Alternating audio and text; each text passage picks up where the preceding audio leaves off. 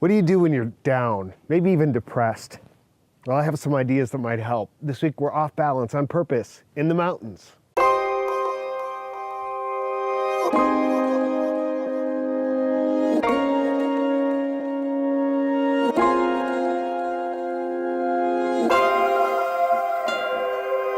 I'm at Motivation Point, which is our retreat in Franklin, North Carolina, where we hold mastermind groups or executive coaching sessions.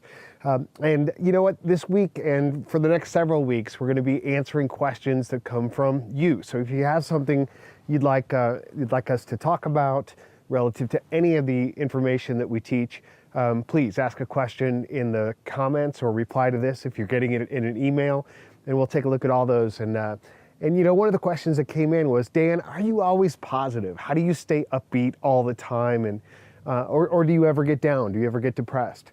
The answer is, of course I do. It's human nature. Nobody can be positive all the time. Now, for me, it's rare, and it's a transition. I think that's the real key, is to understand that when you are feeling low, when you're feeling down, when you're perhaps even angry or depressed or frustrated, and life does not seem enjoyable. You know, it's sometimes easy to think that's just how I am. This is me now. But the thing is, it's not you now. It's really a phase. And just like anything, when we rebound from one level to a lower level, it's going to be transitionary until we shift into a much more positive state. Now, what I find is that with attention, when you are able to shift your mindset, or you're working on those skills that allow you to take a higher view, those lower points become much shorter, and transitions happen much more quickly until you can quickly reorient. You can recognize in that moment that it is a temporary state.